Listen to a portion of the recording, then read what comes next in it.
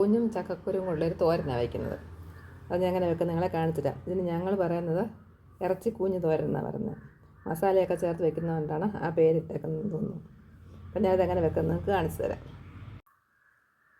അപ്പോൾ കൂഞ്ഞിൻ്റെ കൂടെ ഞാൻ ചക്കക്കുരും പൊളിച്ചിട്ടു.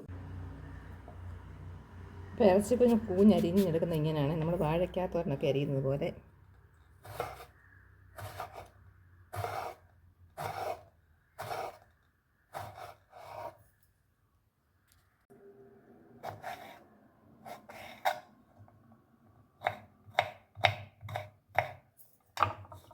അപ്പം നമ്മളിതിങ്ങനെ ചെറുത കഷ്ണങ്ങളായിട്ടാണ് അരിഞ്ഞെടുക്കുന്നത്.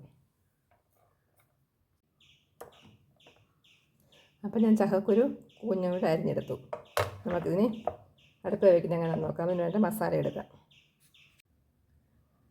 അപ്പം നമ്മുടെ തോരന് ആവശ്യമായ മസാല നമുക്കൊന്ന് ചൂടാക്കിയെടുക്കാം. ഇത് ഇച്ചിരി മല്ലിപ്പൊടി, ഞാൻ കണക്കൊന്നും പറയുന്നില്ലേ,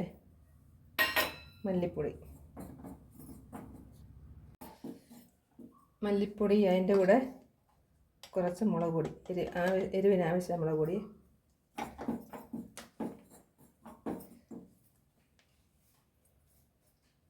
ഇച്ചിരി മഞ്ഞൾപ്പൊടി. നമുക്ക് ചൂടാക്കിയെടുക്കാം. നന്നായിട്ട് മൂപ്പിച്ചെടുക്കാം. മല്ലിപ്പൊടി മുളക് പൊടി ഒന്ന് മൂത്ത് വന്നാൽ ഇച്ചിരി ഗരം മസാല ഇട്ട് കൊടുക്കാം. നമുക്ക് സ്റ്റവ് ഓഫ് ചെയ്യാം. കൂഞ്ഞും ചക്കക്കുരും ഞാൻ കഴുകി വാരി ഒരു ചട്ടിയിലാക്കിയാണ്. അത് നമുക്ക് ഇനി അടുപ്പ് വെച്ച് കൊടുക്കാം.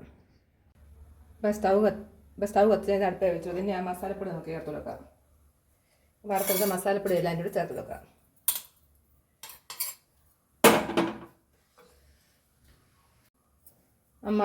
മസാലയുടെ കൂടെ ഇച്ചിരി ചിക്കൻ മസാലയുടെ ചേർത്ത് കൊടുക്കാം.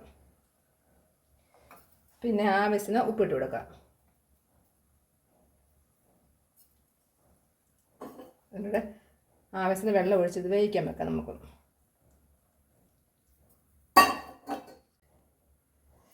ഞാൻ പറയാമെന്ന് കുറേ തേങ്ങാക്കൊത്തും ഇട്ട് കൊടുക്കുന്നുണ്ട്. ഇനി നമുക്കിതൊന്ന് ഇളക്കി അടച്ചു കൊടുക്കാം.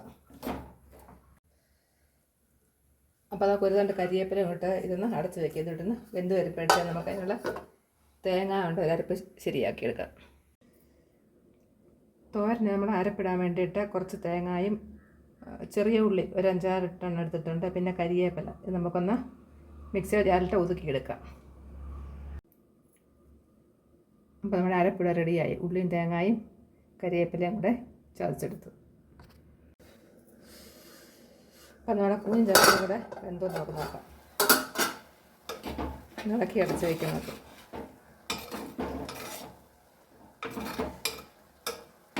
ചൂടുന്ന വേഗം ഒക്കെ ഒന്ന് അടച്ച് വയ്ക്കും ഒന്നിട്ട്. അപ്പം നമ്മൾ തോരന് എന്തായെന്നൊക്കെ നോക്കാം. ശകലം വെള്ളം കൂടെ വലിയാനുണ്ടല്ലോ. സ്വല്പം ഉപ്പ് കുറവാണ്. ഇപ്പോൾ ഇച്ചിരി ഉപ്പ് ഇട്ട് കൊടുക്കാം.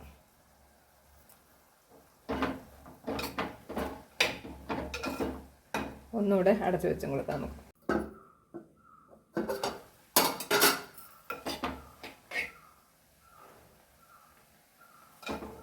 അപ്പോൾ തോരൻ്റെ എല്ലാം വെന്ത് വന്നിട്ടുണ്ട്. നമുക്ക് അരപ്പിട്ട് കൊടുക്കാം.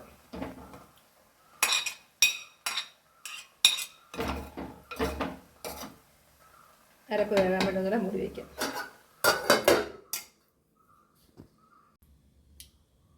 അത് നമ്മൾ തോരൻ എന്തായാലും നമുക്ക് നോക്കാം. ഇനി നമുക്ക് തോരന് താളിച്ചിടാം. തോരന് താളിക്കാനായിട്ട് ഞാൻ അടുപ്പത്ത് പാൻ വെച്ച് അതിനകത്ത് എണ്ണ ഒഴിച്ചു കൊടുത്തു. ഇനി നമുക്ക് രണ്ട് കടുക് കൊടുക്കാം. ഒരു മുളക് മുറിച്ചിട്ട് കൊടുക്കാം. കുറച്ച് അരിയും ഇട്ട് കൊടുക്കാം.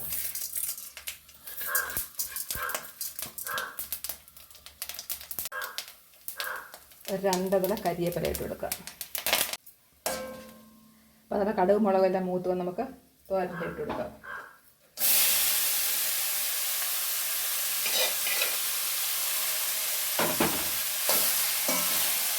ഇളക്കി കൊടുക്കാം നന്നായിട്ട്. നമ്മുടെ കൂഞ്ഞ് തോരയുടെ റെഡിയായി. ഇറച്ചിക്കുഞ്ഞ് മസാലക്കുഞ്ഞുണ്ടായി. നമുക്കിതിനെ ഒരു സേവിങ് ബൗളിലോട്ട് മാറ്റാം. അപ്പം ഇറച്ചിക്കൂഞ്ഞ് തോരൻ വെച്ച് ഞാൻ എൻ്റെ ഒരു ബൗളിലോട്ട് മാറ്റി. നിങ്ങളൊക്കെ ഇന്ന് ഉണ്ടാക്കി നോക്കണേ. നല്ലതാണ് ഇത് മാത്രം വെച്ച് ചോറ് കഴിക്കാനൊക്കെ. എല്ലാവരും ഒന്ന് ഉണ്ടാക്കി നോക്കണം.